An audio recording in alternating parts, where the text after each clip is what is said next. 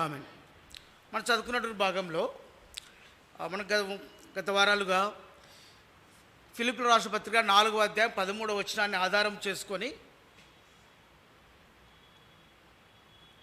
మనము ధ్యానిస్తూ ఉన్నాం. నన్ను బలపరచువాని యందే నేను సమస్తము చేయగలను. పౌలు ఇచ్చినటువంటి స్టేట్మెంట్ అన్నమాట. అనేక పర్యాలు చూస్తాం, ప్రభు నా ప్రక్క నిలిచి నన్ను బలపరచెను అని చూస్తాం. దేవుడు ఎంతగా పౌలును బలపరుస్తూ వచ్చినాడో ఇంతవరకు కూడా ఆయా సందర్భములలో మనము ధ్యానిస్తూ వచ్చినాం. గమనించండి, గత వారంలో మన దాదాపు 13వ అధ్యాయంలో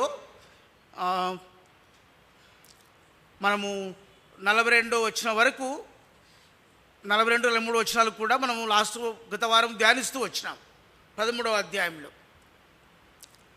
అయితే ఈ వారము ఈ మొదటి స్వార్థ ప్రయాణంను క్లోజ్ చేయాలనేటువంటి తలంపు నేను కలిగి ఉండి మీ మధ్యకు వచ్చాను.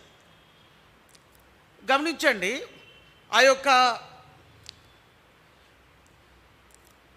పిసిదియాలోని అంతియోకయలో సమాజ మందిరంలో పౌలు బోధిస్తూ వచ్చాడు.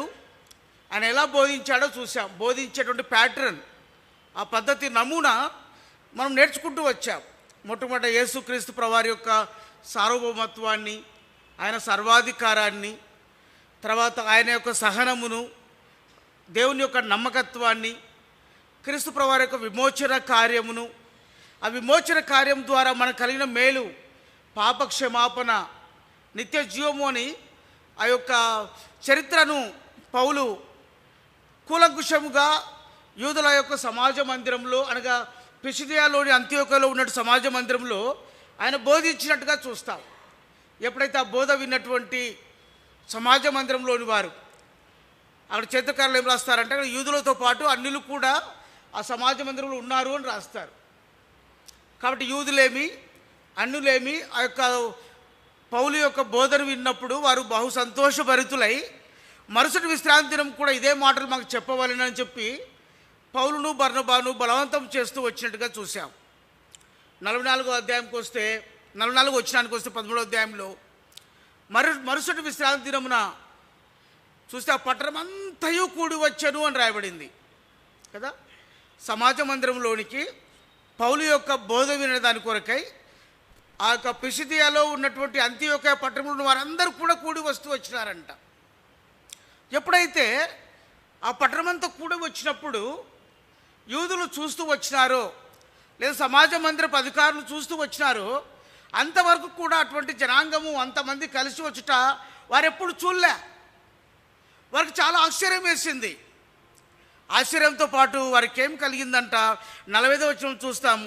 యూదులు జన సమూహములను చూచి మత్సరముతో నిండుకొని అని రాయబడింది. వారిలో మత్సరము వచ్చేసింది, అనగా అసూయ వచ్చేసింది.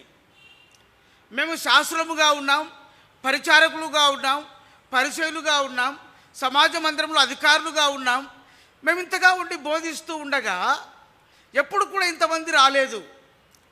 ఈ పౌలు బర్నబాలని వారు కొత్తగా వచ్చారు. ఇప్పుడు వారు వస్తే ఇంతమంది వచ్చారని చెప్పేసి ఆ యూదులకు వారిని చూసినప్పుడు మత్సరముతో నిండుకున్న వారు ఏం చేశారంట, దూషించుచు అని రాయబడుతూ వచ్చింది. మత్సరంతో నిండుకొని దూషించుచు పౌలు వాక్యము చెబుతూ ఉండగా పౌలు యొక్క వాక్యమునకు అడ్డం చెప్తూ వచ్చినారు.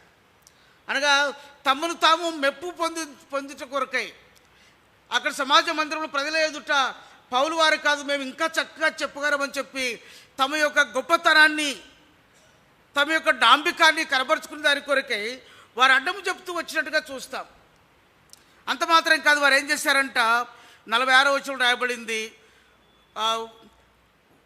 వారు ఏం చేశారంటే కిందికి వస్తే 49, 50 వచనాల్లో కొందరు యూదుల్లో అంటే సమాజ మందిరంలో ఉన్నటువంటి వారిలో భక్తి మర్యాదలు గల స్త్రీలను, తర్వాత ఆ పట్టణం యొక్క ప్రముఖులను రేపి పౌలునకు బర్నబాకు హింస కలగ చేస్తూ వచ్చారంట.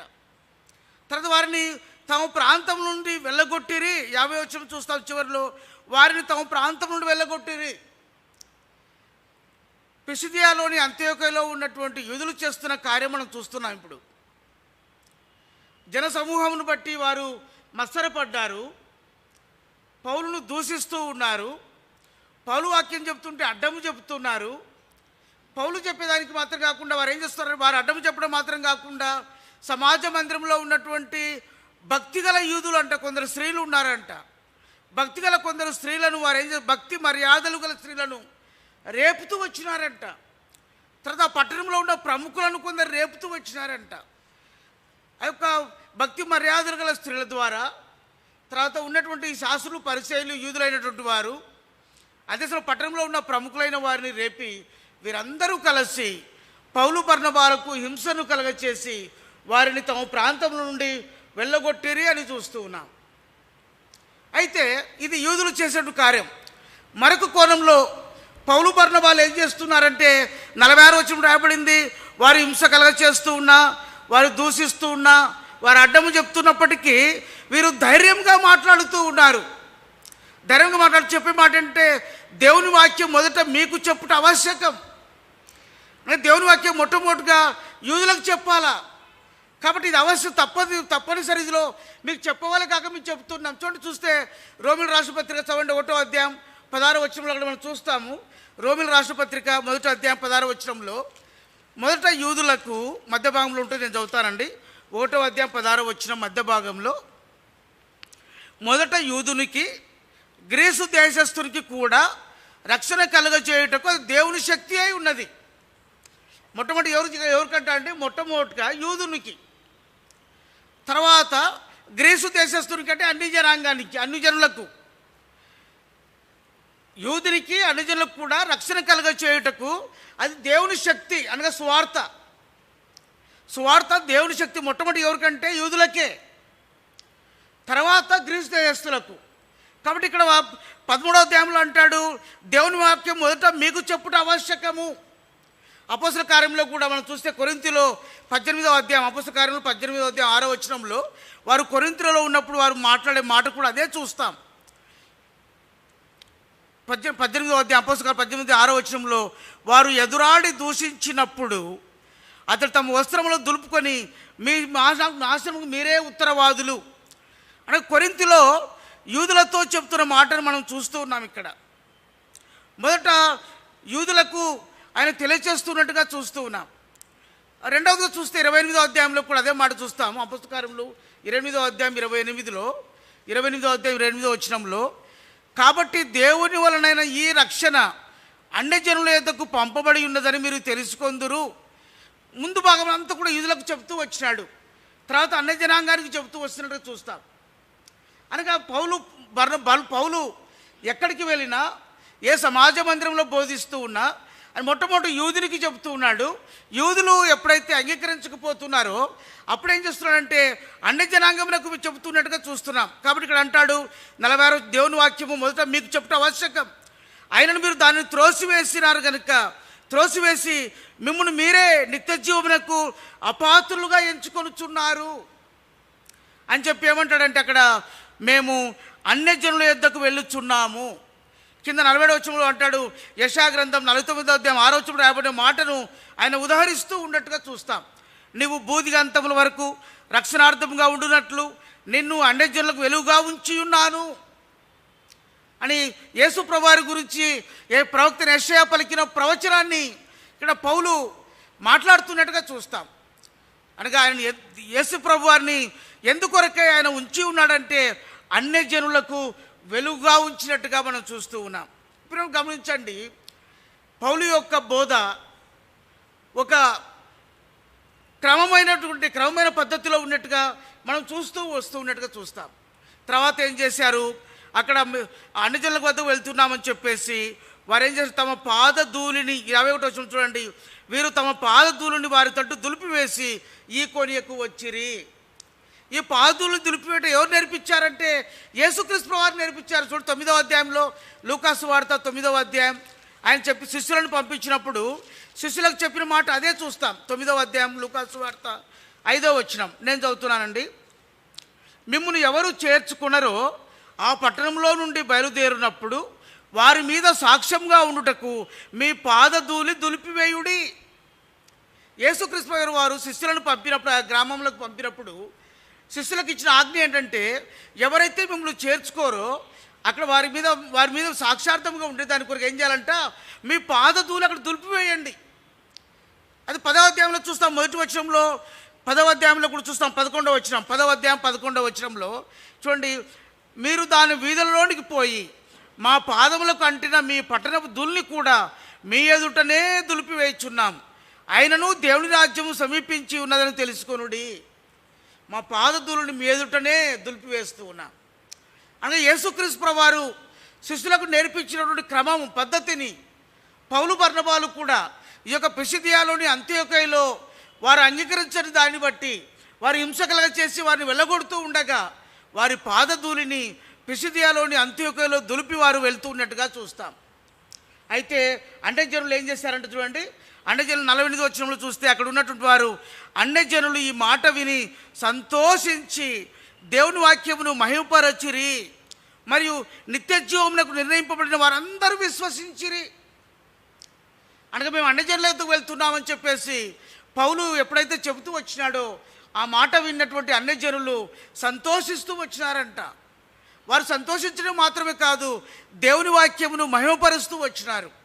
దేవుని వాక్యమును మహిమపరచి ఎవరైతే నిత్య జీవమునకు వారు ఎంచబడుతూ వచ్చినారో, నిత్య జీవమునకు చూడమాట, నిత్య జీవమునకు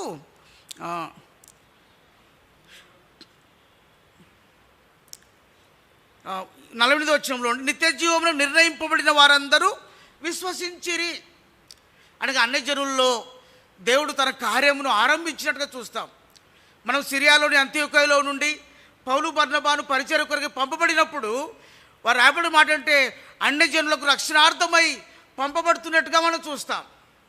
కనుక పిసిదియాలోని అంత్యోకయలో వీరు రక్షణ అన్యజనులు అనేకులు రక్షణ పొంది దేవుని వాక్యమును అంగీకరించి ఆయనంత విశ్వాసం ఉంచినట్టుగా చూస్తూ వస్తాం.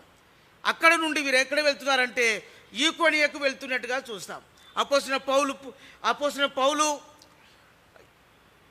బర్నబాలు అక్కడ నుండి వారు ఈకొనియకు వెళ్తూ వచ్చినట్టుగా చూస్తాం.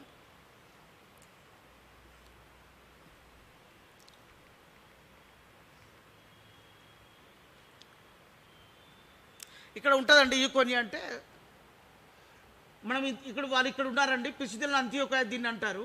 ఇక్కడ నుండి ఇక్కడ ఈకొనియ, ఈ రెడ్ కలర్ చూడండి, రెడ్ కలర్ అయినంత మొదటి ప్రయాణ సువార్త అనమాట. ఇక్కడ వెళ్తూ ఉన్నారు. బ్లూ కలర్ ఏమో రిటర్న్ వచ్చేటప్పుడుది, బ్లూ కలరు వెళ్తూ ఉన్నప్పుడుది, రెడ్ కలర్ యొక్క లైన్ వచ్చేసి రిటర్న్లో వస్తున్నప్పుడు ఉన్నటువంటి రిటర్న్ ప్రయాణంలో ఉన్నటువంటి గుర్తు అనమాట. ఇక వారు ఇక్కడ పిసిదియలో అంత్యోకయలో ఉన్నారు. అక్కడ నుండి ఈకొనియకు వచ్చారు. ఈకొనియ కంటే ఈకొనియ అనే పదానికి చాలా మీనింగ్లు ఉన్నాయి. ఈ ఈకొనియ వాళ్ళు పిసిదియలో అంత్యోకయ నుండి పౌలు బర్నబాలు ఈకొనియ, లుస్త్రా, దెర్బే ప్రాంతంలో స్వార్థ ప్రకటిస్తూ వచ్చినట్టుగా చూస్తాం. గమనించండి, ఇక్కడ ఈకొనియ, పిసిదియలో అంత్యోకయ, ఈకొనియ, లుస్త్రా, దెర్బే ప్రాంతాలు గలిలయలో ఉన్నటువంటి దక్షిణ ప్రాంతంగా చెప్పవచ్చు. ఇక్కడ మీకు కనపడుతుంది ఈ గ్రీన్ కలర్ ఉంది కదండి, ఈ గ్రీన్ కలర్ మ్యాప్ అంతా కూడా గలతియా అంటారు. దీన్ని ఈ భాగానంతా గలతియా భాగము అంటారు. కాబట్టి ఈ గలతియాలో ఇక్కడ ఇది దక్షిణ భాగం అనమాట, ఇది ఉత్తర భాగము. అయితే మొదటి స్వార్థ ప్రయాణంలో ఉత్తర భాగంలోకి వెళ్ళలేదు పౌలు బర్నబాలు. మొట్టమొదటి స్వార్థ ప్రయాణంలో ఈ భాగం మాత్రం సంచరిస్తూ వచ్చినారు. అనగా గలతియాలోని దక్షిణ భాగంలో ఉన్నటువంటి అంతియోకయ, ఈకొనియ, లుస్త్రా, దెర్బే అనేటువంటి 4 ప్రాంతములను వారు సంచరిస్తూ వచ్చినారు. తర్వాత వారు ఈ ప్రయాణం ముగించుకొని తిరిగి సిరియాలోని అంత్యోకయకు వెళ్ళిన తర్వాత ఈ 4 ప్రాంతాల్లో కట్టబడినటువంటి సంఘములకు ఒక మొట్టమొదటి ఉత్తరం రాస్తాడు పౌలు. ఆ ఉత్తరం పేరే గలతీయులకు రాసిన పత్రిక.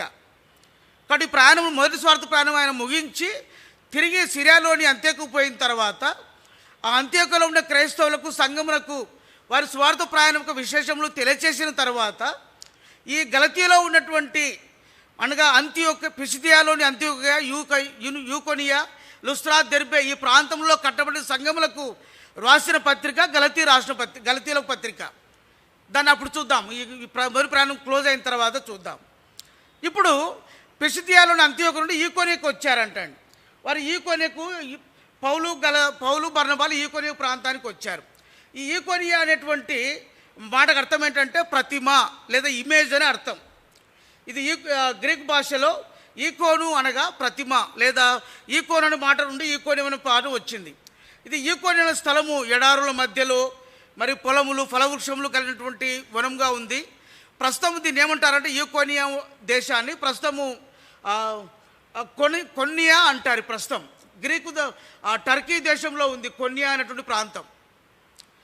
కాబట్టి ఆ టర్కీ దేశంలో ఉన్న ఈ ప్రాంతం చాలా ఆదినాలు చాలా సారవంతమైంది, ఫలభరితమైంది, పురాతనమైన పట్టణం.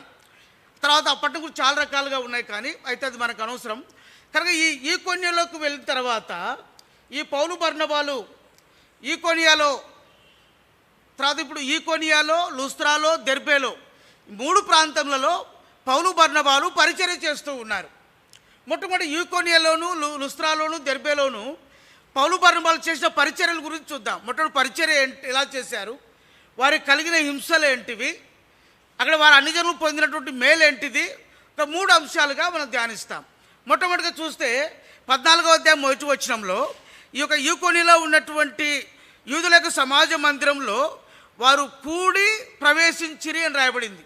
వారు కూడి యూదుల సమాజ మందిరంలో ప్రవేశించి తేటగా బోధిస్తూ ఉన్నారంట. వాక్యమును బహు తేటగా బోధిస్తూ ఉన్నారు. ఎక్కడ? ఈకొనియాలో ఉన్నటువంటి సమాజ మందిరం. ఇక్కడ ఈకొనియాలో లుస్త్రా, దెర్బే 2 ప్రాంతాలు ఉన్నాయి. అక్కడ కూడా ఈ లుస్త్రా, దెర్బేలో ఉన్నటువంటి ప్రాంతాలను ఏమంటారంటే లూకొనియా అంటారు. ఈ మనం ధ్యానించే పట్టణం పేరు ఈకొనియా. లుస్త్రా, దెర్బే ఉన్న ప్రాంతాలు ఉన్న పట్టణాన్ని లూకొనియా అంటారు. ఈకొనియా, లూకొనియా కొంత కన్ఫ్యూజన్ ఉంటుంది, గమనించండి. కాబట్టి ఈకొనియాలో సమాజ మందిరం ఉండగా ఆ సమాజ మందిరంలో పౌలు బర్నబాలు ప్రవేశించి బహుతేటగా వాక్యమును ప్రకటిస్తూ ఉండగా అనేకులు యూదులను గ్రీసు దేశస్థులను ఆ దేవుని వీరు ప్రకటించినటువంటి వాక్యం నందు విశ్వాసం ఉంచినట్టుగా చూస్తాం. వారు ప్రకటిస్తూ అనేకులు విశ్వాసం ఉంచుతూ వచ్చినారు. రెండవదిగా అక్కడ 3వ వచనంలో చూస్తే కాబట్టి వారు ప్రభువును ఆనుకొని ధైర్యంగా మాట్లాడుచు బహుకాలం వారి మధ్య గడుపుతూ రాగా, అక్కడ రాయబడిన మాట గమనించండి. 3వ అధ్యాయం మధ్య భాగం 3వ చరణం 3వ వచనం మధ్య భాగంలో ప్రభువు వారి చేత సూచక్రియలను అద్భుతములను చేయించి తన కృపావాక్యమునకు సాక్ష్యం ఇచ్చుచుండెను. పౌలు బర్నబాలు వాక్యం బోధిస్తున్నారు తేటగా. అయితే రాయబడిన మాట ఏంటంటే పౌలు బర్నబాలు వాక్యమును బోధిస్తుండగా ఎవరు కార్యం చేస్తున్నారా అంటే ప్రభువు కార్యం చేస్తున్నాడు. అది స్పష్టంగా రాస్తున్నాడు పరిశుద్ధాత్మ దేవుడు. ప్రభువు వారి చేత సూచక్రియలను చేయిస్తున్నాడు, అద్భుతములను చేయిస్తున్నాడు. ఎవరైతే యూదులేమి గ్రీసు దేశస్థులేమి వాక్యమునందు విశ్వాసం ఉంచినారో వారు కృపావాక్యమునకు సాక్ష్యం ఇచ్చినట్లుగా ఆయన ఏం చేస్తున్నాడు? ప్రభు పరిశుద్ధాత్మ దేవుడు వారిలో కార్యములు చేస్తున్నట్టుగా చూస్తాం. కనుక ఒకపై పౌలు బర్నబాలు పరిశుద్ధాత్మ ద్వారా నింపబడి బహుతేటగా దేవుని వాక్యమును సమాజం అందరూ బోధిస్తూ ఉన్నారు. అదే సమయంలో పరిశుద్ధాత్మ దేవుడు ప్రభువుగా సూచక్రియలను అద్భుత కార్యములను పౌలు బర్నబాల ద్వారా చేయిస్తూ అనేకులు సాక్ష్యం ఇచ్చినట్లుగా చేస్తూ ఉన్నట్టుగా చూస్తాం. మనకు ముందుకు వెళ్తే ఆ ఈకొనియా నుండి లుస్త్రాకి వెళ్తారు. లుస్త్రాకి వెళ్ళినప్పుడు ఒక బలహీన పాదములు గల ఒకడు ఉన్నాడంట. వాడు కుంటివాడుగా ఉన్నాడు, నడవలేకపోతూ ఉన్నాడు. అయితే పౌలు మాట్లాడుతూ ఉంటే వాడు దీనంగా పౌలు వైపే చూస్తున్నాడు. చూస్తుండగా పౌలు ఆ వ్యక్తిని చూసి ఈ వ్యక్తి కొంత అక్కర కొలది నా వైపు చూస్తున్నాడని చెప్పి గ్రహించి అతను ఏం చేస్తాడంటే తేరి చూచి నువ్వు స్వస్థత పొందుటకు అతని విశ్వాసం ఉండనని గ్రహించి మా పాదములు మోపి సరిగా నిలువమని బిగ్గరగా చెప్పినప్పుడు వాడు ఏం చేశాడంటే గంతులు వేసి నడవసాగాను. చూసారా, ఒక కుంటివాడు ఉన్నాడు, బలహీనమైన పాదములు ఉన్నాయి. పౌలు వాక్యం బోధిస్తుంటే మాట్లాడుతూ ఉంటే చాలా ఎంతో ఆశగా చూస్తూ ఉన్నాడు. వాడి ఆశ, వాడి కళ్ళలో ఉన్నటువంటి తృష్ణ, కోరిక పౌలు గ్రహించి వాడు స్వస్థత పొందగోరుతున్నాడని గ్రహించి ఆడంటాడు నీ పాదములు మోపి సరిగా నిలువమని చెప్పినప్పుడు వాడు సరిగా నిలిచి గంతులు వేసినట్టుగా చూస్తాం. అక్కడ గంతులు వేస్తే అక్కడ దేవాలయం ఉంది, ద్విపతి అయినటువంటి దేవాలయం ఉంది. ఆ దేవాలయానికి ఒక పూజారి ఉన్నాడు. ఆ పూజారి ఆ దేవాలయంలో పూజలు చేసే ఒక వ్యక్తులు ఏం చేస్తారంటే దేవుడే ఆ యొక్క దేవత దిగి వచ్చిందని చెప్పి పౌలు మనుషుల రూపంలో వచ్చిందని చెప్పేసి ఆ యొక్క బర్నబాకు ద్యుపతి అని, పౌలుకు హెర్మి అని పేరు పెట్టేసి, పౌలుకు ఏం చేస్తారంటే వారు పౌలు బర్నబాలకు బలి అర్పించి దాని కొరకై వారు ప్రయత్నం చేస్తూ వస్తున్నట్టుగా చూస్తాం. చూడండి, కింద మనం 10వ కింది వరకు చూస్తే ఆ భాగం 18 వరకు చూస్తాం. వారు పట్టణంలోకి 13వ వచనం చూడండి. పట్టణంలోకి ఎదురుగా ఉన్న ద్యుపతి యొక్క పూజారి ఎడ్లను పూదండలను ద్వారంలో ఎద్దుకు తీసుకొని వచ్చి సమూహంతో కలిసి బలి అర్పింపవలసినని ఉండెను. వారు బలి అర్పింపాలని ఎడ్లను తీసుకొని వస్తే పౌలు బర్నబాలను వారు చూసి ఏం చేశాడంట, వాళ్ళు ఆ సంగతి విని తమ వస్త్రములు చింపుకొని సమూహంలో చొరబడి ఆ యొక్క గుంపులో సమూహంలో కూడా వారు స్పష్టంగా దేవుని వాక్యం చెప్పినట్టుగా చూస్తాం. అయలారా, మీరు ఎందుకు ఇలా చేస్తున్నారని చెబుతూ ఆ 16వ వచనంలో అంటాడు. 18వ వచనం, ఆ 15వ వచనం చివరి భాగంలో ఆకాశమును భూమిని సముద్రమును వాటిలో ఉండు సమస్తమును సృజించిన జీవముగల దేవుని వైపు తిరగవలనని మీకు సువార్త ప్రకటిస్తూ ఉన్నాం. అంత జనాంగం ఉంది, గలిబిలిగా ఉంది. బలు అర్పించాలని వారు ఎడ్లను తీసుకొచ్చారు, పూదండలను తీసుకొచ్చారు. ద్విపతి యొక్క పూజారి పౌలు బర్నబాలకు పేర్లు మార్చేసి ఆయన బలు అర్పించాలంటే ఆ సమూహంలోకి వెళ్ళినటువంటి పౌలు బర్నబాలు వారిని చూసి తమ వస్త్రములు చింపుకున్న వారై బిగ్గరగా కేకలు వేయచ్చు వారికి జీవం గల దేవుని యొక్క స్వార్థను ప్రకటిస్తూ వచ్చినట్టుగా మనం చూస్తూ వస్తాం. అక్కడి నుండి వారు దెర్బేకు వెళ్తూ వస్తారు. దెర్బేలో వారు స్వార్థ ప్రకటిస్తూ వచ్చి దెర్బేలో కూడా అనేకులను శిష్యులుగా చేసినట్టుగా చూస్తాం. ఇది పౌలు బర్నబాలు ఆ యొక్క ఈకొనియాలోను లుస్త్రాలోను దెర్బేలోను వారు చేసిన పరిచర్యను గురించి చూస్తున్నాం. అయితే యూదులనే వారు పిసిదియాలో అంతియోకియాలో వ్యతిరేకంగా ఉన్నారు, ఈకొనియాలో వ్యతిరేకంగా ఉన్నారు, లుస్త్రాలో కూడా వ్యతిరేకంగా ఉన్నట్టుగా చూస్తాం. ఈ వ్యతిరేకమైన యూదులు ఏం చేశారంట చూడు 14వ అధ్యాయం 2వ వచనంలో. అయితే అవిధేయులైన యూదులు అన్యజనులను పురికొల్పి వారి మనస్సులలో సహోదరుల మీద పగ పుట్టించిరి. అవిధేయులైన యూదులు, రక్షణ పొందని యూదులు, వాక్యంను అంగీకరించని యూదులు, వాక్యమునందు విశ్వాసం ఉంచని యూదులు వీరేం చేస్తున్నారంట, వారు అవిధేయులైన వారుగా అన్యజనులను పురికొల్పుతూ వచ్చినారంట. వారి మనస్సుల్లో పౌలు బర్నబాల మీద వారు ఏం చేసిన పగ పుట్టిస్తూ వచ్చినట్టుగా మనం చూస్తూ వస్తాం. అంటే అన్యజనులను వాళ్ళు రేపుతూ వచ్చినట్టుగా చూస్తాం. 4వ వచనం రాయబడింది, ఆ జనసమూహాలు అనేక మంది ఉండగా వారి మధ్య యూదుల మధ్య అన్య జనాంగముల మధ్య, తర్వాత యూదుల్లో అవిధేయులు మరి వాక్యం అంగీకరించిన వారు, అన్యజనుల్లో వాక్యమునందు విశ్వాసం ఉంచిన వారు వీరి మధ్య వారు ఏం చేస్తున్నారు, భేదములు పుట్టిస్తూ వచ్చినారంట. భేదములు పుట్టిస్తూ వచ్చి ఆయన మీద ఏం చేస్తున్నారంటే రాళ్ళు రువ్వాలని ప్రయత్నం చేస్తూ వస్తూ ఉన్నారు. రాళ్ళు రువ్వి చంపవాలని ప్రయత్నం చేస్తూ ఉండగా పౌలు బర్నబాలు ఆ విషయం తెలుసుకొని ఈకొనియ నుండి లుస్త్రాకు తప్పించుకొని పోయినట్టుగా చూస్తాం. లుస్త్రాకు వెళితే లుస్త్రాలో ఏం చేశారంటే ఈ యూదులైన వారు ఆ లుస్త్రాలో ఉన్న యూదులు సరిపోరని చెప్పేసి వారే పిసిదియాలోని అంతియోకియాలో ఉన్నటువంటి యూదులేమి ఈకొనియలో ఉన్నటువంటి యూదులను సమకూర్చి పిలిపించుకున్నారంట. అక్కడ నుండి పిసిదియాలోని అంత్యోకియా నుండి యూదులు వచ్చారు, అంటే అవిధేయులైన యూదులు వచ్చారు, ఈకొనియలో ఉన్న యూదులు వచ్చారు, లుస్త్రాలో ఉన్న యూదులు కలిశారు, తర్వాత అన్యజనుల వాక్యం అంగీకరించిన వారు కలిశారు. వీరందరూ కలిసి ఏం చేస్తున్నారంటే పౌలు బర్నబాల మీద రాళ్ళు రువ్వ దాని కొరకై జనులు తమ వైపు తిప్పుకున్నట్టుగా చూస్తూ వస్తాం. తర్వాత చూస్తే పౌలు బర్నబాలకు ఆ ప్రాంతంలో కలిగినటువంటి హింసలు మనం చూస్తూ వస్తే మొత్తం పిసిదియాలోని అంతియోకియాలో గొప్ప హింసను మనం చూస్తూ వచ్చాం. అంతియోకియాలో ఉన్నవారు వారు ఏం చేస్తారు, వాక్యమునికి అడ్డం చెబుతూ వచ్చినారు, పౌలును దూషిస్తూ వచ్చినారు, తర్వాత భక్తి మర్యాద గల స్త్రీలను రేపుతూ వచ్చినారు, పట్టణంలో ప్రముఖులను రేపుతూ వచ్చినారు, పౌలు బర్నబాలకు హింసకులు చేస్తూ వచ్చినారు, వారి ప్రాంతం వెలగొడుతూ వచ్చినారు. మొట్టమొదటిగా. రెండవదిగా ఈకొనియకు వచ్చినప్పుడు చూడండి 14వ 2వ వచనంలో అక్కడ కూడా చూస్తున్నాం, అన్యజనులను పురికొల్పి వారి మనసులో సహోదరుల మీద పగ పుట్టిస్తూ వచ్చినారు. వారి పగను వారు పెంచుతూ వచ్చినట్టు చూస్తూ వస్తాం. 14వ అధ్యాయంలో 19, 20 వచనాల్లో చూస్తే పౌలు మీద రాళ్ళు రువ్వారంట చంపేదాని కొరకై. రాళ్ళు రువ్వితే వారు చనిపోయినారని చెప్పేసి పట్టణం వెలుపలికి ఈడ్చివేస్తూ వచ్చినారంట. చనిపోయారని చెప్పేసి పట్టణం వెలుపలికి పౌలును ఈడ్చేసి వారు వెళ్ళిపోతూ వచ్చినారు. అయితే పౌలు తిరిగి ఆయన లేచి పట్టణంలో ప్రవేశించి మర్నాడు ఏం చేశాడంటే ఈకొనియ నుండి బర్నబాతో కూడా దెర్బేకు వెళ్తూ వచ్చినట్టుగా చూస్తాం. అనగా ఈ ఈ యొక్క పౌలు బర్నబాలు దేవుని వాక్యం ప్రకటిస్తూ ఉన్నప్పటికీ, అనేకులు యూదులు ప్రభుని అంగీకరిస్తూ ఉన్నప్పటికీ, అన్యజనులు వాక్యమందు విశ్వాసం ఉంచుతూ ఉన్నప్పటికీ, అవిధేయులైన యూదులు ఒక గుంపుగా మార్చబడి, ఒక గుంపుగా వారు సమకూర్చబడి పిసిదియాలో అంతియోకయలో హింస కలగ చేస్తూ వచ్చినారు. ఈ కొనియలో రాళ్ళు రువి చంపాలని ప్రయత్నం చేసినారు. లుస్త్రాలో వారు బలగం సరిపోదని చెప్పేసి అంతియోకయ నుండి, ఈ కొనియ నుండి యూదులను పిలిపించుకొని లుస్త్రాలో ఉన్న యూదులతో పాటు కలిసి పౌలు మీదకి రాళ్ళు రువుతూ వచ్చినారు. ఆయన చనిపోయాడని చెప్పేసి పట్టణం వెలుపల ఈడ్చుకొని వెళ్తూ వచ్చినారు.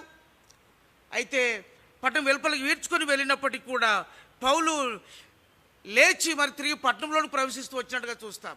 అక్కడ నుండి పౌలు బర్నబాలు ఎక్కడికి వెళ్ళారంటే వారు దెర్బేకు వెళ్తూ వచ్చినట్టుగా చూస్తాం. అయితే వారు దెర్బేకు వెళ్తూ వచ్చినట్టుగా చూస్తాం. అదే మాట పౌలు చెప్పారు. 2వ తిమోతి రాసిన పత్రికలో పౌలు తిమోతికి పత్రిక రాస్తున్నప్పుడు ఆ మాట చెబుతున్నాడు. చూడండి, 2వ తిమోతి 3వ అధ్యాయం 11వ వచనం. ఏం జరిగింది అక్కడ చదువుదామా? కలిసి చదువుదామండి. 2వ తిమోతి 3వ అధ్యాయం 11వ వచనం. అందరు కలిసి చదువుదామండి. 2వ తిమోతి 3:11 అందరు కలిసి చదువుదాం. అంతియోకయ, ఈకొనియ, లుస్త్రా అను పట్టణములలో నాకు కలిగినట్టి హింసలను ఉపద్రవములను తెలుసుకొనిన వాడవై నన్ను వెంబడించితివి. అట్టి హింసలను సహించితివి కానీ వాటన్నిటిలో నుండి ప్రభువు నన్ను తప్పించెను. చూసారా, పౌలు తిమోతికి పత్రిక రాస్తున్నాడు. ఏం కలిగిందంట ఇక్కడ? అంతియోకయ అంటే అర్థం ఏంటంటే పిసిదియాలోని అంతియోకయ అని అర్థం. పిసిదియాలోని అంతియోకయలో శ్రమలు కలుగుతూ వచ్చినాయి. ఈ కొనియాలో మరి లుస్త్రాను పట్టణంలో నాకు కలిగిన హింసలు ఉపద్రవములు ఉన్నాయి. వాడు నువ్వు తెలుసుకున్నావు. నీవు తెలుసుకొని ఏం చేసావంట? నన్ను వెంబడించితివి. తిమోతికి రాస్తూ ఉన్నాడు. కారణం ఏంటంటే తిమోతి ఈ యొక్క ఈకొనియా లుస్త్రా పట్టణంలోకి చెందినవాడు. ఎందుకంటే మనం చూస్తాం 16వ అధ్యాయంలో అపోస్తల కార్యములు 16వ అధ్యాయం అపోస్తల కార్యం 16వ అధ్యాయం 1వ వచనం కలిసి చదువుదామండి. అపోస్తల కార్యములు 16వ అధ్యాయం 1వ వచనాన్ని కలిసి చదువుదామా? పౌలు దెర్బేకును లుస్త్రకును వచ్చెను. అక్కడ తిమోతి అని ఒక శిష్యుడు ఉండెను. అతడు విశ్వసించిన యొక్క యూదురాలి కుమారుడు. అతని తండ్రి గ్రీసు దేశస్థుడు. గమనించి, ఇక్కడ దెర్బేకు లుస్త్రాకు వచ్చాను అంటే ఇది 2వ సువార్త ప్రయాణంలో వచ్చినప్పుడు మాట రాస్తున్నాడు. ఈ మాట మొదటి సువార్త ప్రయాణం రాయలే తిమోతి గురించి. అయితే 2వ సువార్త ప్రయాణంలో తిమోతి గురించి రాస్తున్నాడు. 2వ సువార్త ప్రయాణంలో తిరిగి ఆయన ఈకొనియా లుస్త్రా దెర్బేకు వచ్చాడు. కనుక లుస్త్రా దెర్బేలో ఎవరి గురించి రాస్తున్నాడు అంటే తిమోతి గురించి రాస్తున్నాడు. అంటే తిమోతి పట్టణం ఏంటంటే లుస్త్రా పట్టణం. లుస్త్రా అనే పట్టణము తిమోతి యొక్క సొంత ఊరు. అక్కడ గురించి రాశాడు. ఆ తిమోతి శిష్యుని గురించి రాస్తూ వాళ్ళ అమ్మగారి గురించి రాశాడు. చూడండి, అతడు విశ్వసించిన యొక్క యూదురాలి కుమారుడు. ఆమె యూదురాలు. ఎవరంటే ఆమె మొదటి తిమోతి రాసిన పత్రిక అలా 2వ తిమోతి రాసిన పత్రిక 1వ అధ్యాయం చదువుదామండి. మొదటి తిమోతి రాసిన 2వ పత్రిక 1వ అధ్యాయం. తిమోతికి రాసిన 2వ పత్రిక 1వ అధ్యాయంలో 3-5 వచనాలు కలిసి ఉన్నాయి. మధ్య భాగంలో నేను చదువుతున్నానండి.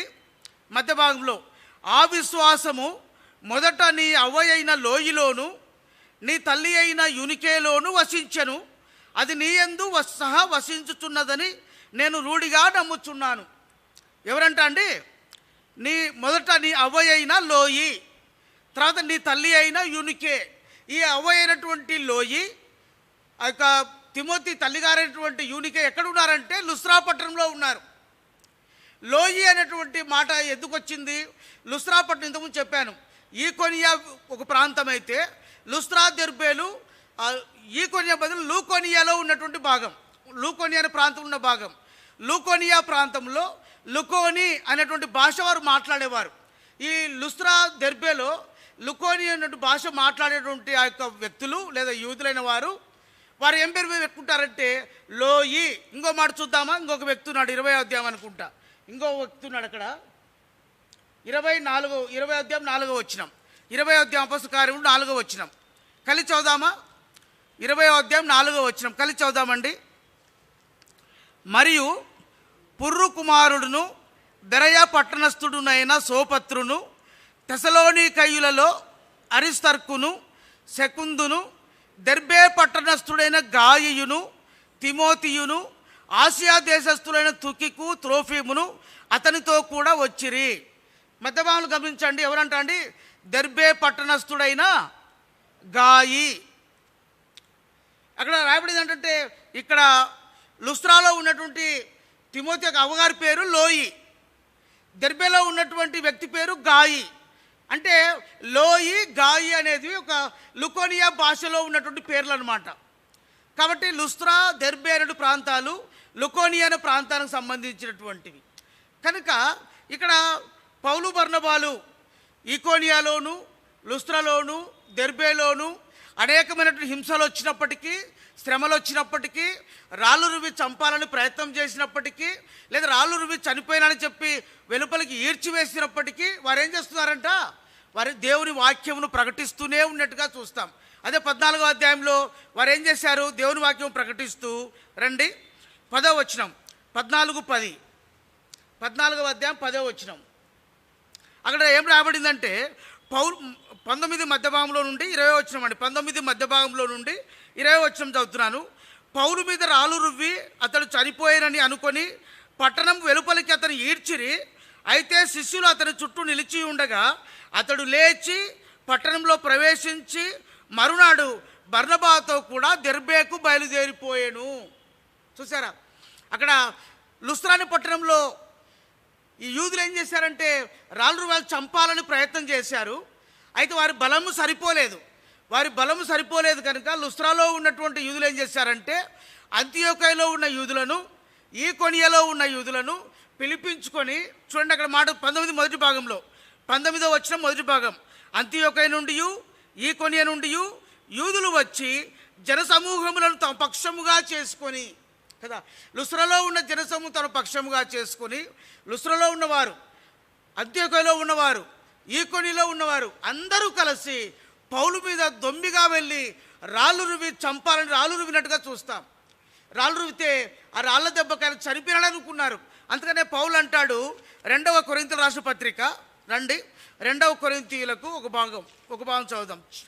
11వ అధ్యాయం, 2వ కొరింథీ 11వ అధ్యాయం 25వ వచనంలో నేను చదువుతున్నానండి. 25వ వచనం, 11, 25. ముమ్మారు బెత్తములతో కొట్టబడి తిని, ఒకసారి రాళ్లతో కొట్టబడి తిని. అది ఎక్కడ కొట్టబడ్డాడు? ఇక్కడ లుస్త్రాలో అనమాట. లుస్త్రాలో రాళ్లతో కొట్టబడ్డాడు. ఈకొనియలో కూడా రాళ్లతో కొట్టాలని ప్రయత్నం చేశారు. ఈకొనియలో రాళ్లతో కొట్టి చంపాలని ప్రయత్నం చేశారు. అయితే ఆ ప్రయత్నమును ఎరిగినటువంటి పౌలు బర్నబాలు ఈకొనియను వదిలిపెట్టేసి లుస్త్రాకు వచ్చారు. అయితే లుస్త్రాలో ఉన్నట్టు వారు పౌలు తప్పించుకొని పోకుండా అంత్యోకయ నుండి, ఈకొనియ నుండి యూదులను తీసుకొని వచ్చి జనసమూహములను తమ పక్షంగా చేసుకొని అందరూ కలిసి దొమ్మిగా పౌలు మీదకి వెళ్ళి రాళ్ళు రువినట్టుగా చూస్తాం. రాళ్ళు రువితే పౌలు చనిపోయినాడని చెప్పేసి పౌలును ఊరు వెలుపలికి అది తీసుకొని ఈడ్చివేశారంట. అయితే శిష్యులు పౌలు చుట్టూ నిలబడి ఉండగా ఆ చనిపోయినాడనుకున్నటువంటి పౌలు అతను లేచి పట్టణంలోకి వచ్చి మరునాడు బర్నబాతో కలిసి దెర్బేకు వెళ్ళినట్టుగా చూస్తాం. కాబట్టి ప్రియులారా గమనించు, అక్కడ అంటాడు పౌలు యొక్క సాక్ష్యం ఏంటంటే 2వ తిమోతి 3వ అధ్యాయం 11వ వచనం చివరి భాగంలో చూడండి. 2వ తిమోతి 3:11లో పౌలు యొక్క సాక్ష్యం ఏంటంటే, అట్టి హింసలను సహించి తిని కానీ, గమనించాల, అట్టి హింసలను సహించి తిని కానీ, అట్టి హింసలు సహించి తిని అని చెప్పట్లే, సహించి తిని కానీ అంటూ ఏమంటాడండి? వాటన్నిటిలో నుండి ప్రభువు నన్ను తప్పించెను అనగా ప్రభువు నన్ను బలపరచెను. వాటన్నిటినీ నేను సహించిన. రాళ్లతో కొట్టారు, నన్ను ఈడ్చివేశారు, అనేక హింసలు కలగచేశారు, శ్రమలు కలగచేశారు, దూషించారు, తర్వాత రాళ్ళతో కొట్టి చనిపోయారని చెప్పి పట్టణం వెలుపల ఈడ్చివేశారు. వీటన్నిటిని నేను సహిస్తూ వచ్చినాను. కానీ ఎట్లా సహించారంటే, నన్ను బలపరచు దేవుడు నన్ను బలపరచుతూ ఉండగా, నాకు తోడై ఉండగా, నన్ను తప్పిస్తూ ఉండగా ప్రభు యొక్క బలమును బట్టి నేను సహిస్తూ వచ్చినానని పౌలు సాక్ష్యం ఇస్తున్నట్టుగా చూస్తూ ఉన్నాం. ఇక్కడ గమనించండి, లుస్త్రాలో ఉన్న విశ్వాసులు ఎవరంటే, లుస్త్రాలో దెర్బేలో గాయి అనే వ్యక్తి దెర్బేవాడు. లుస్త్రాలో ఎవరున్నారంటే తిమోతి అనే శిష్యుడు ఉన్నాడు. తిమోతి అవ్వగారైన లోయి ఉంది, తిమోతి తల్లిగారైనటువంటి యూనికే ఉంది, తిమోతికి తండ్రి గారు ఉన్నారు. తండ్రి అన్యుడు అనమాట. ఆయన గ్రీస్ దేశస్తుడు. చూడండి 16వ అధ్యాయం 2వ వచనం చదువుతారా ఒకరు? 16వ అధ్యాయం 2వ వచనం, మొదటి వచనం చివరి భాగం నుండి 2వ వచనం. 16వ అధ్యాయం మొదటి వచనంలో చివరి భాగంలో అతని తండ్రి గ్రీసు దేశస్థుడు. 2వ వచనం చదువుతున్నానండి. అతడు లుస్త్రాలోను ఈకొనియలోను ఉన్న సహోదరుల వలన మంచి పేరు పొందినవాడు. ఎవరండి? తిమోతి యొక్క తండ్రి. కనుక లుస్త్రాలో, ఈకొనియలో, దుర్బాలో, దెర్బేలో ఈ పౌలు యొక్క తండ్రి గారైనటువంటి ఈ గ్రీస్ దేశస్తునికి పేరు రాయబడలేదు, కానీ మంచి పేరు పొందిన వ్యక్తిగా ఉన్నాడు. అయితే అతనికి రక్షణ లేదు. అతడు గ్రీసు దేశస్థుడు. అతడు గ్రీసు దేశస్థుడు అయినప్పటికీ, అన్యుడైనప్పటికీ, విశ్వాసి కానప్పటికీ కూడా ఈ తిమోతికి అవ్వగారైన లోయి మళ్ళీ అమ్మగారైనటువంటి యూనికే ప్రభునందు విశ్వాసం ఉంచినట్టుగా చూస్తాం. ఆ యొక్క అవ్వగారి యొక్క విశ్వాసం, తల్లిగారి యొక్క విశ్వాసం కుమారుడైన తిమోతిలో సహా వసించుతున్నది అని పౌలు రాస్తాడు. 2వ తిమోతి 1వ అధ్యాయం 5-6 వచనాల్లో. ఇక్కడ ప్రేమతోడు గమనించు, పౌలు అక్కడికి వెళ్ళక మునిపే వారు ఎలా ఉన్నారంట? తిమోతి శిష్యుడుగా ఉన్నాడు. తిమోతి తల్లిగారు అయినటువంటి యూనికే, ఆమె తల్లిగారు అయినటువంటి లోయి, వారు విశ్వాస సంబంధులుగా జీవిస్తున్నట్టు మనం చూస్తాం. అక్కడ లుస్త్రాలో రాళ్లతో కొట్టబడి వెలుపల ఈడ్చబడిన తర్వాత పౌలు తిరిగి పట్టణంలోకి వచ్చి మరునాడు దెర్బేకు వెళ్తూ వచ్చినాడు. చూడండి 14వ అధ్యాయం అపోస్తల కార్యములు 14వ అధ్యాయం 20వ వచనం చివరి భాగంలో, మరునాడు బర్నబాతో కూడా దెర్బేకు బయలుదేరి పోయాను. వారు ఆ పట్టణంలో స్వార్థ ప్రకటించి అనేకులను శిష్యులుగా చేసిన తరువాత, చూసారా, దెర్బేలో కూడా ఏం చేశారంట అండి? స్వార్థ ప్రకటించారంట, అనేకులను శిష్యులుగా చేస్తూ వచ్చినారు. గమనించండి, ఇప్పుడు పౌలు గారి యొక్క మొదటి స్వార్థ ప్రయాణంలో ఏ ప్రాంతాలు మనం ఒకసారి జ్ఞాపకం చేసుకుందామా? సిరియాలోని అంత్యోకయలో బయలుదేరారు, సెలూకైకి వచ్చారు, సెలూకైలో ఓడ ఎక్కారు, అక్కడ కుప్రాదీవిలో ఉన్నటువంటి సలమీ ప్రాంతానికి వచ్చారు, సలమీలో స్వార్థ ప్రకటించారు. అక్కడ నుండి కుప్రాదీవిలో ఉన్నటువంటి సలమీ ప్రాంతం నుండి పాపు అనే ఊరికి వచ్చారు. పాపి అనే ఊరిలో ఆ యొక్క గవర్నర్ అయినటువంటి సెర్గీ పౌలు అనే ఒక వ్యక్తి ఉన్నాడు. అతడు వాక్యం వినగోరుతూ వచ్చినాడు. అక్కడ ఎలుమా అనేటువంటి గారడివాడు బర్ యేసు అనే వ్యక్తి ఉన్నాడు. అతడు సెర్గీ పౌలు వాక్యం వినకుండా ఆటంకం కలిగిస్తూ వచ్చినాడు. అయితే పౌలు ఆ యొక్క బర్ యేసు అనే వాడిని గద్దించి ఆ సెర్గీ పౌలు అనే వ్యక్తికి స్వార్థ ప్రకటిస్తూ వస్తే సెర్గీ పౌలు వాక్యమునందు విశ్వాసం ఉంచినాడు. ఆ పాపు నుండి ఈ పౌలు బర్నబాలు ఏం చేశారంటే మార్కుతో పాటు కలిసి ఆ యొక్క ఓడ ఎక్కి ఆ యొక్క పృగియాలోని పెరిగే ప్రాంతానికి వచ్చారు. ఆ పెరిగే ప్రాంతం వచ్చిన తర్వాత మార్కు తిరగా ఇంటికి యెరూషలేముకు వెళ్ళిపోయాడు. పౌలు బర్నబాలు పెరిగే నుండి పిసిదియాలోని అంతియోకయకు వచ్చారు. అంతియోకయలో సమాజ మందిరంలో ఒక వారము వాక్యం చెప్పారు. మర్నాడు వాక్యం చెప్పమంటే ఇంకొక వారం ఉన్నారు. దాదాపు 2 వారాలు పిసిదియాలోని అంతియోకయలో ఉండి అక్కడ హింస కలిగితే అక్కడ నుండి ఈకొనేకి వచ్చారు. ఈకొనిలో స్వార్థ ప్రకటించారు. అనేకులు వాక్యమునందు విశ్వాసం ఉంచినారు. అక్కడ వారు కూడా శ్రమ కలగచేసి, హింస కలగచేసి, రాళ్ళు రుబ్బి చంపాలని ప్రయత్నం చేస్తూ ఉంటే ఈకొనియ నుండి లుస్త్రాకు వచ్చారు పౌలు బర్నబాలు. లుస్త్రాకు వస్తే లుస్త్రాలో ఉన్న యూదులు తమ శక్తి చాలదనుకొని చెప్పి అంతియోకయలో నుండి ఈకొనియలో ఉన్నటువంటి యూదులను రప్పించుకొని లుస్త్రాలో ఉన్నటువంటి బహుజన సమూహమును తన వైపు తిప్పుకొని తమ పక్షంగా మార్చుకొని అందరూ కలిసి పౌలు రాళ్లతో కొట్టి చంపాలని రాళ్ళు రువ్వుతూ వచ్చినారు. చనిపోయినాడని చెప్పేసి పట్టణం వెలుపలికి ఈడ్చుకొని వెళ్తూ వచ్చినారు. అయితే శిష్యులు పౌలు చుట్టూ చేరి ఉండగా వారు వెళ్ళిపోయిన తర్వాత పౌలు లేచి తిరిగి పట్టణంలోనికి వచ్చి మరునాడు లుస్త్రా నుండి దెర్బేకు వెళ్ళారు. దెర్బేలో కూడా స్వార్థ ప్రకటిస్తే అనేకులు వాక్యమునందు విశ్వాసం ఉంచినారు. ఇది ఒక ప్రయాణం అనగా సిరియాలోని అంతియోకయ నుండి దెర్బే వరకు వారు చేసిన ప్రయాణం. ఇప్పుడు దెర్బే నుండి ఏం చేస్తారంటే మళ్ళీ రిటర్న్ ప్రయాణం అయినారు. దెర్బే నుండి లుస్త్రాకు వచ్చారు, లుస్త్రా నుండి ఈకొనేకి వచ్చారు, ఈకొనే నుండి పిసిదియాలోని అంతియోకయకు వచ్చారు, అంతియోకయ నుండి పెరిగేకి వచ్చారు. పెరిగే నుండి ఎక్కడికి వెళ్ళాలా? కుప్రాలోని పాపు అనే ఊరికి వెళ్ళాలా? అయితే రిటర్న్లో పాపు అనే ఊరికి వెళ్ళలే, కుప్రాదీవికి వెళ్ళలే, పెరిగే నుండి అత్తాలియా అనే ప్రాంతానికి వెళ్ళారు. అతాలియన ప్రాంతం నుండి ఓడ ఎక్కి డైరెక్ట్గా సెలూకైకి వెళ్ళినట్టుగా చూస్తాం. అంటే నా అంశం ఏంటంటే పెరిగే నుండి సెలూకైకి వెళ్ళాలంటే త్రూ కుప్రా దీవి ద్వారా వెళ్ళాలి. అనగా ఫర్ ఎగ్జాంపుల్ మనం ఇక్కడ నుండి ఢిల్లీ వెళ్ళాలనుకోండి, ఏం చేస్తాము, బెంగళూరు నుండి వెళ్తే డైరెక్ట్ ఫ్లైట్ ఉంటుంది, నాన్ స్టాప్ ఫ్లైట్. అదేమంటారంటే అంతాలియా నుండి సెలూకైకు నాన్ స్టాప్ ఫ్లైట్ అనమాట, నాన్ స్టాప్ ఓడ. లేదు మనం కర్నూలు నుంచి ఫ్లైట్ ఎక్కామనుకోండి, కర్నూలు నుంచి బెంగళూరు వెళ్ళాలంటే డైరెక్ట్ ఫ్లైట్ ఉండదు, కర్నూలు నుంచి హైదరాబాద్ నుంచి బెంగళూరు అంటే ఒక స్టాప్ ఉంటుంది, సింగిల్ స్టాప్ అంటారు. అంటే పెరిగే నుండి సెలూకైకి వెళ్ళాలంటే సింగిల్ స్టాప్, పెరిగే నుండి కుప్రాకి రావాలా, కుప్రా నుండి సెలూకైకి వెళ్ళాలా. ఇప్పుడు మీరు ఏం చేస్తున్నారంటే సింగిల్ స్టాప్ కాకుండా నాన్ స్టాప్ ఫ్లైట్ ఎక్కారనమాట, అంటే నాన్ స్టాప్ ఓడ ఎక్కుతూ వచ్చినారు. ఆ యొక్క అత్తాలియా నుండి సెలూకైకి వెళ్తున్నారు, సెలూకై నుండి సిరియాలోని అంత్యోకు వచ్చినట్టుగా చూస్తాం. ఇది మీరు రిటర్న్ ప్రయాణం. అయితే రిటర్న్ ప్రయాణంలో వచ్చేటప్పుడు వారు ఏం చేస్తున్నారు, దెర్బే నుండి రిటర్న్ ప్రయాణం లుస్త్రాకు వచ్చిన తర్వాత వారు ఏం చేస్తున్నారు, ఈ కొనియలో, లుస్త్రాలో, అంత్యోకయలో, దెర్బేలో ఎవరైతే వాక్యం అంగీకరించినారో వారికి 3 రకాలైనటువంటి హెచ్చరికలు, 3 కార్యములు వారు చేస్తున్నట్టుగా చూస్తాం. చూడండి, మొట్టమొదటిది 22వ వచనం, 14వ అధ్యాయం 22వ వచనం, చదువుదామా ఒకరము, 14:22 నేను చదువుతున్నానండి. శిష్యుల మనస్సులను దృఢపరచి విశ్వాసమందు నిలకడగా ఉండవలననియు అనేక శ్రమలు అనుభవించి మనము దేవుని రాజ్యంలో ప్రవేశింపవలననియు వారిని హెచ్చరించిరి. చూసారా, మొట్టమొదటి రాబడింది ఏంటంటే శిష్యుల మనస్సులను దృఢపరచి, దే స్ట్రెంథెన్ ద డిసైపుల్స్. శిష్యుల యొక్క మనసులో వారు ఏం చేశారంట, దృఢపరుస్తూ వచ్చినారు. అనగా వెళ్తప్పుడు స్వారు చెప్పారు, అనేకులు వాక్యం అంగీకరించారు, శిష్యులుగా మార్చబడ్డారు, సంఘంగా కూర్చోబడ్డారు. అయితే పౌలు బర్నబాలకు వచ్చిన హింసలను బట్టి, శ్రమలను బట్టి కొంత భయాందోళనలో ఉన్నారు. కాబట్టి కొంత భయాందోళనలో ఉన్నటువంటి శిష్యులను ఏం చేస్తారంట, రిటర్న్ ప్రయాణంలో, తిరుగు ప్రయాణంలో వారు ఏం చేస్తారంటే శిష్యుల యొక్క మనసులను మొట్టమొదటి దృఢపరచి లేదా బలపరచి, దే స్ట్రెంథెన్ ద డిసైపుల్స్. శిష్యుల యొక్క మనసులో దృఢపరుస్తూ ఉన్నారు.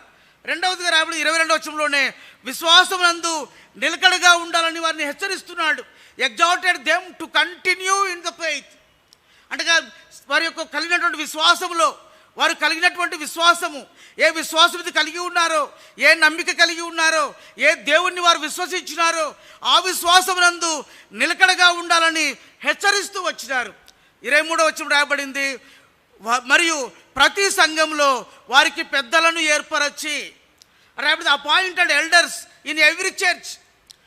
అంత్యోకయలోను, ఈకోనియలోను, లుస్త్రాలోను, దుర్బలోను, దెర్బేలోను ఎక్కడైతే వాక్యం ఇచ్చే వారు సంఘంగా కూర్చోబడుతున్నారో వారికి సేవకులు లేరు, వారి కాపరులు లేరు, ఆ దినాల్లో పాస్టర్లు లేరు, ఇంకా సేవకులు ఇంకా ఎన్నుకొనబడలే. కాబట్టి ఉన్నవారిలోనే వాక్యమునందు నిలకడగా ఉన్నవారిని, ఆత్మీయంగా ఉన్నవారిని, బలమైన వారుగా అనగా బలమైన వారుగా అంటే ఆత్మలో బలమైన వారిని ఏం చేశారంటే వీరు పెద్దలుగా వారిని అపాయింట్ చేస్తూ వచ్చారు, నిర్ణయిస్తూ వచ్చి వారు ఎక్కడికి వస్తున్నారంటే చూడండి, ఎక్కడికి వచ్చినారు చూడండి, అక్కడ రాయబడింది 24వ వచనం చదువుదామండి. 24వ వచనం, తరువాత పిసిదియా దేశమంతటా సంచరించి పంపూలియకు వచ్చిరి. పిసిదియా దేశం అంటే పిసిదియాలో అంత్యోక ఉన్న ప్రాంతం. ఆ పిసిదియా దేశం అంతా సంచరించారంట. సంచరించి పంపూలియకు వచ్చారు. అక్కడ పృగ్యా అనే ఒక ప్రాంతం ఉంది, అక్కడ పెరిగే అనే ఒక ప్రాంతం ఉంది. వాళ్ళు వెళ్ళేటప్పుడు పెరిగేలో స్వార్థ ప్రకటించలే. పెరిగేలో వచ్చరికి పౌలుకు జ్వరం వచ్చిందని చూసాం, టెంపరేచర్ ఉంది, జ్వరం ఉంది, బహుశా మలేరియా కావచ్చు అని చూసాం. జ్వరం ఉంది కనుక వారు ఏం ప్రకటించలే. మార్కు వెళ్ళిపోయిన తర్వాత పౌలు బర్నబాలు వాళ్ళు డైరెక్ట్గా అంత్యోకు వెళ్తూ వచ్చినట్టు చూసాం. అయితే రిటర్న్ ప్రయాణం, తిరుగు ప్రయాణంలో పెరిగేలో కూడా వారు ఏం చేశారంటండి, వాక్యం బోధించి వారు ఎక్కడికి వచ్చారంటే అత్తాలియాకు వచ్చిరి. అత్తాలియా అంటే పక్కన ఉంటుందండి, ఇక్కడ నేను చూపిస్తాను. ఇది పెరిగే ఉంటుందండి, ఈ మూలలో ఉంటుంది, ఇక్కడ ఉంటుంది చూడండి, అత్తాలియా అని ఇక్కడ ఉంటుంది. పెరిగే అంటే అత్తాలియా. మనం పోయేటప్పుడు అటు వెళ్ళలే. వారు ఇట్లా వచ్చినప్పుడు పాపులు పెరిగేకి వచ్చారు, పెరిగే నుండి అంత్యోకకు వెళ్ళారు. ఇప్పుడు ఏం చేస్తారు, అంత్యోకాయ నుండి పెరిగేకి వచ్చి పెరిగే నుండి అత్తాలియాకు వెళ్ళారు. అత్తాలియాకు వెళ్ళి ఎక్కడి నుంచి వెళ్ళారంటే వారు ఓడ ఎక్కి 26వ వచనం చూడండి, అక్కడ నుండి ఓడ ఎక్కి తాము నెరవేర్చిన పరనిమిత్తము దేవుని కృపకు అప్పగింపబడిన వారై మొదట బయలుదేరిన అంత్యోకయకు తిరిగి వచ్చిరి. చూసామా? మొదట బయలుదే అంత్యోకు తిరిగి వచ్చిరి. అయితే వారి మధ్యలో ఒక పని చేశారు. శిష్యుల మనసు దృఢపరచి, తర్వాత విశ్వాసము స్థిరంగా ఉండాలని చెప్పి, తర్వాత వారు అక్కడ పెద్దలను ఏర్పరచి వారు చేసిన పని ఏంటంటే చూడండి, ఒక మాట ఉంది అక్కడ,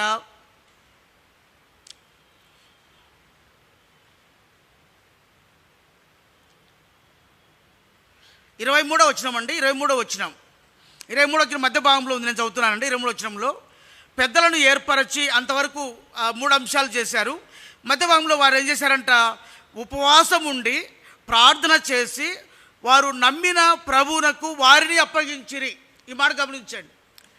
వారు తిరుగు ప్రయాణంలో శిష్యుల మనసు దృఢపరిచారు మొట్టమొదటిగా. రెండవది విశ్వాసమందు స్థిరంగా ఉండాలని, నిలకడగా ఉండాలని వారిని హెచ్చరించినారు. మూడవదిగా పెద్దలను ఏర్పరిచారు. ఏర్పరిచిన తర్వాత వారు స్టేట్గా వచ్చేసేయాలి. వారు చేసిన పని ఏంటంటే వారితో పాటు కలిసి ఏం చేశారంట, ఉపవాసం ఉండి ప్రార్థన చేశారంట. ఎంతసేపో తెలియదు, మనకు టైం రాయబడలే, ఎన్ని దినాలు ఉన్నారో తెలీదు. వారు ఉపవాసం ఉంటూ వచ్చినారు. స్థానిక సంఘముతో, స్థానిక శిష్యులతో, స్థానిక పెద్దలతో కలిసి ఉపవాసం ఉండి ప్రార్థన చేసి వారిని ఏం చేశారంటే చూడండి, ఏమన్నారంటే, వారు నమ్మిన ప్రభువునకు, అంటే వారు అంటే ఎవరు? శిష్యులు. యూదులైన వారేమి, తర్వాత అన్య జనాంగమేమి. శిష్యులు అంటే ఇక్కడ ఒక మాటకు డౌట్ వస్తుంది. శిష్యులు అంటే వారు 12 మంది శిష్యులు కదా, లేదా శిష్యులు అంటే యూదులేనేమో కదా. చూడండి, ఒక మాట చదువుతామా? యోహాను సువార్త ఓ మాట చదివితే డౌట్ క్లారిఫై అవుతుంది. శిష్యులు అంటే ఎవరు, శిష్యులు ఎవరో చూడండి. యోహాను సువార్త 8వ అధ్యాయం ఓ మాట చదువు, నేను ముగిస్తానండి. 8వ అధ్యాయం శిష్యులు అంటే ఎవరు? 8వ అధ్యాయం చదువుదామా అందరు కలిసి? 31వ వచనం, 8:31. యోహాను సువార్త 8:31. శిష్యులు అంటే ఎవరు కలిసి చదువుదామండి. కాబట్టి యేసు తనను నమ్మిన యూదులతో, మీరు నా వాక్యమందు నిలిచిన వారైతే నిజముగా నాకు శిష్యులై ఉండి. ఏమంటున్నాడు? యేసు చెప్పిన మాట ఏంటంటే, తనను నమ్మిన యూదులతో ఏమంటే, మీరు నా వాక్యమందు నిలిచిన వారైతే నిజముగా నాకు శిష్యులై ఉందురు. అంటే యూదులనే కాదు, అన్య జనాంగమనే కాదు, ఎవరైనా సరే, ఎవరైతే నిజముగా ఆయన వాక్యమందు నిలిచి ఉంటారో వారందరూ శిష్యులే. అనగా ఆయన వాక్యమందు నిలిచిన వారందరూ కూడా శిష్యులే అని రాయబడతా వచ్చింది.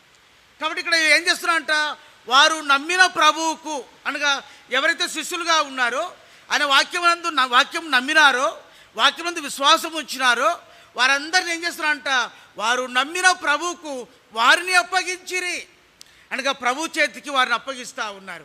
పౌలు బర్నబాలు, ప్రభువా మేము వెళ్తున్నాం ఇక్కడి నుండి, వీరి మధ్య ఆ అపవాది తోడేలు వలె రాకుండా, ప్రవేశించకుండా, వారిలో ఉన్న వాక్యమును ఎత్తుకొని పోకుండా గద్దవలే, లేదా వారిలో ఉన్నటువంటి వాక్యం విశ్వాసాన్ని శత్రువు ఎత్తుకొని పోకుండా వారు వాక్యమందు నిలకడగా ఉండినట్లు, విశ్వాసమందు నిలకడగా ఉండినట్లు, వారు స్థిరంగా ఉండినట్లు మీకు అప్పచెప్తున్నాం ప్రభు అని వారు ఏం చేశారంట, 23వ చివరి భాగంలో వారు నమ్మిన ప్రభువునకు వారిని అప్పగించిరి.